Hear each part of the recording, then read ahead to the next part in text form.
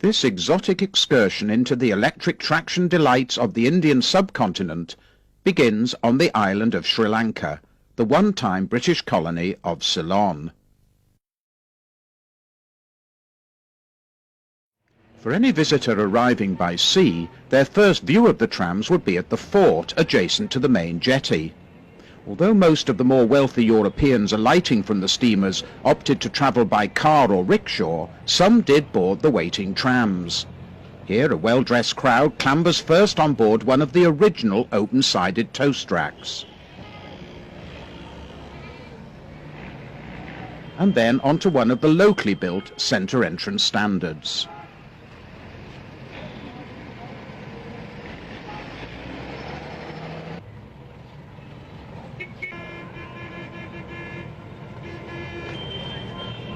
These sequences show the locally built standards modernised in the late 30s with centre entrances.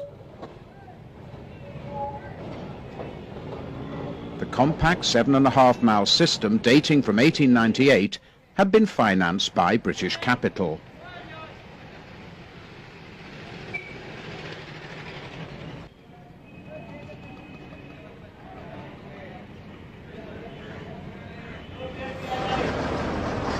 Owned and operated originally by the Colombo Electric Tramway and Lighting Company, the system had been passed into municipal control in 1944.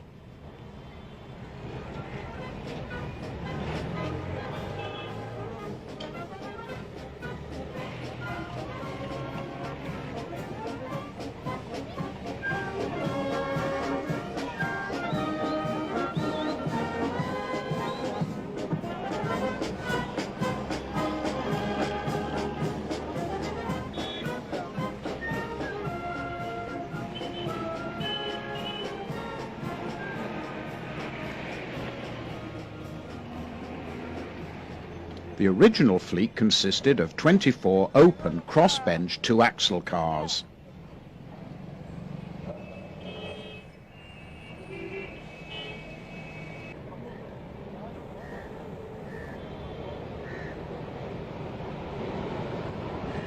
Number 7 was one of the original 1898 cross-bench cars, but in rebuilt form.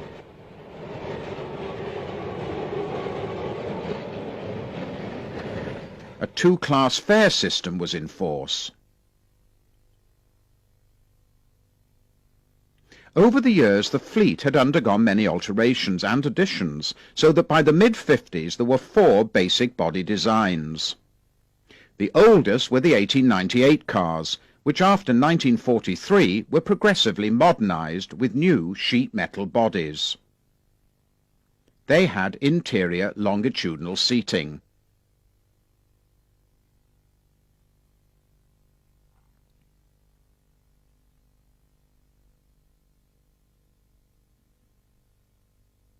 The locally built standards dated from 1913 onwards. These had been rebuilt in the late 30s with centre entrances and 2-and-2 seating. There was also a more modern-looking standard. A few of these had rear as opposed to centre entrances. When the late Gwyn Thomas called in at Colombo during a voyage to Australia in the mid-50s, he made this unique record of the 2 surviving routes, the other, a short shuttle, having been absorbed into a new trolleybus route worked by British-built double-deckers. The city authorities had decided to replace its trams as early as 1950, and the first trolleybus route was actually completed during 1951. However, following a lengthy dispute with the electricity industry, the first conversion did not take place until July 1953.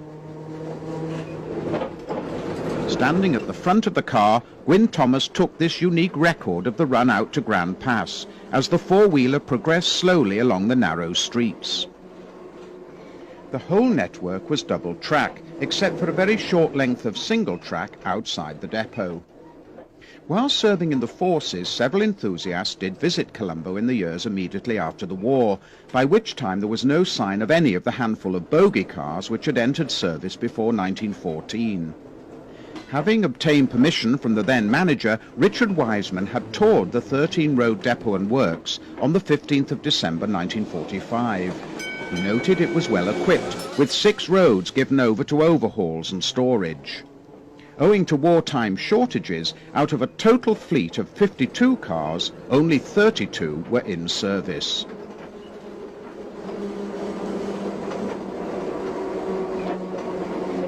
Approaching Armour Street, served by a mile-long shuttle route until replaced by trolleybuses in July 1953. At the junction, a glimpse of an ex-LT single-decker and one of the early double-decker trolleybuses, the first 35 of which were all BUTs.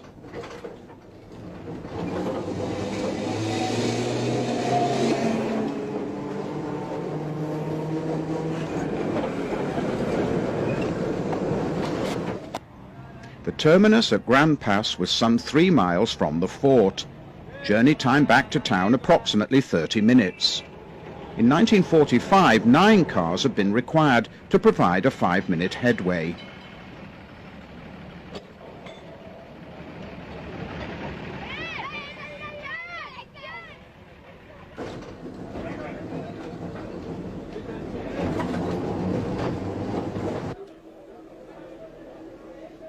Shortly after Gwyn Thomas took these sequences, the government would nationalise all other road transport in 1957 except for the trams and trolleybuses, a move which undoubtedly hastened the demise of the remaining trams.